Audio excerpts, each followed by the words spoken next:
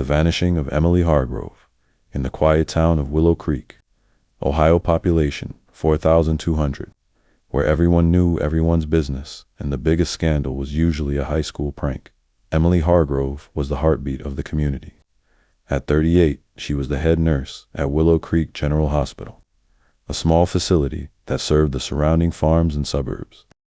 With her warm smile, freckled cheeks, and endless patience, Emily had delivered babies, held hands through chemo sessions, and stitched up more farm accidents than she could count.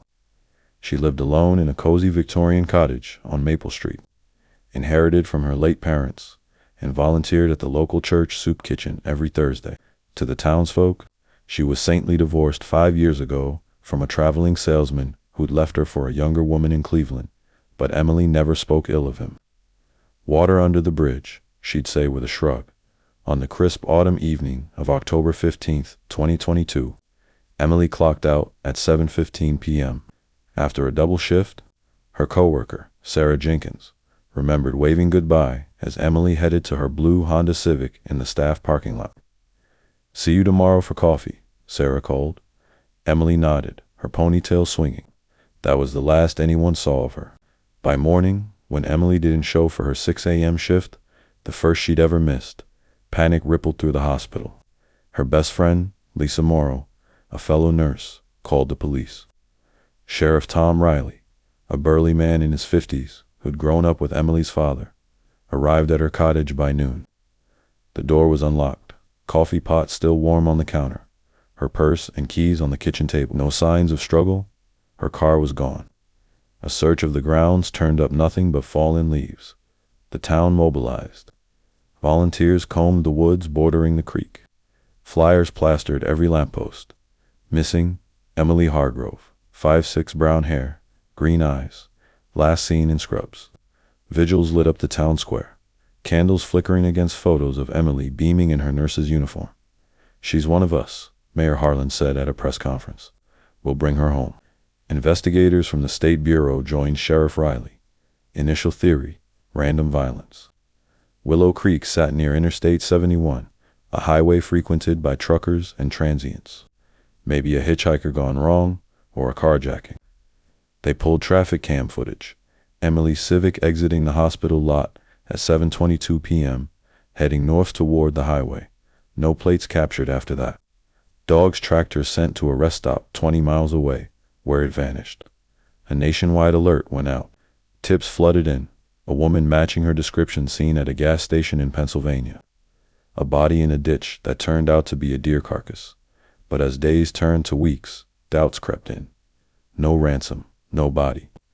Emily's phone, found smashed in a dumpster behind a diner off the interstate, yielded nothing. No calls, no texts. After 7:18 p.m., forensics showed it had been wiped clean.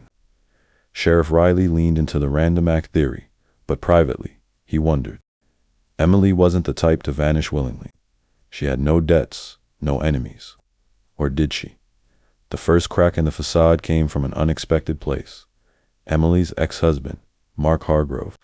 He'd moved back to town 6 months earlier, taken a job at the local auto parts store after his Cleveland fling fizzled.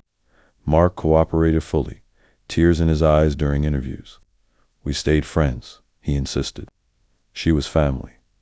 Alibis checked out. He'd been at a bar with buddies until closing. But digging into Emily's finances revealed something odd. Irregular withdrawals, $500 here, $300 there, totaling over $10,000 in the past year, sent to an anonymous account. Blackmail, an affair. That's when the secrets unraveled. Lisa, Emily's confidant, broke down under gentle questioning. She was seeing someone, Lisa whispered, not proudly.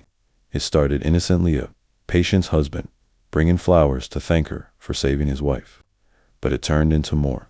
The man, Dr. Nathan Pierce, the hospital's chief surgeon, married, with 2 kids, a pillar of the community.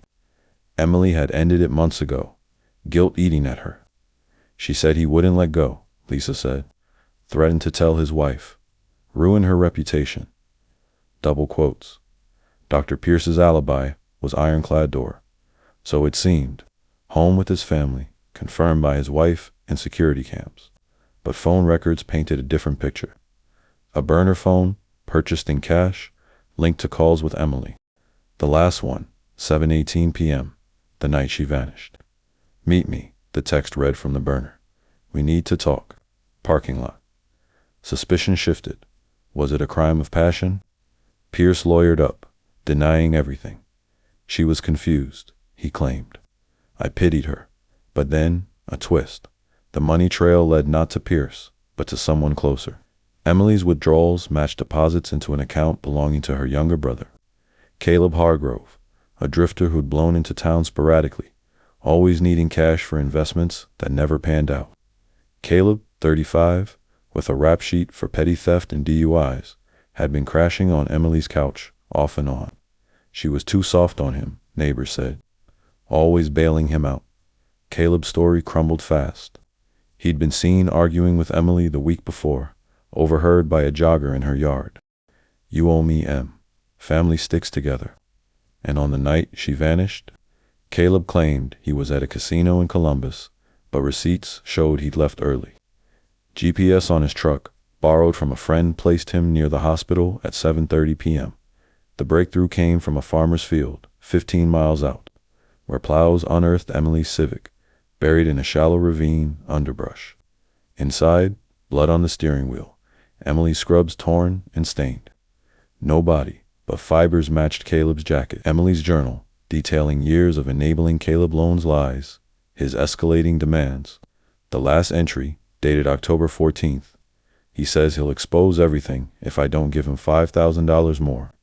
The drugs, the thefts from the hospital. I can't do this anymore. God forgive me. Caleb confessed in the interrogation room, chain smoking, eyes hollow. It wasn't planned, he swore. He'd confronted her in the parking lot after her shift, desperate for money to pay off a dealer. She refused, threatened to turn him in for stealing narcotics from the hospital pharmacy pills he'd been skimming with her access code, selling on the side. In a rage, he struck her with a tire iron from his truck.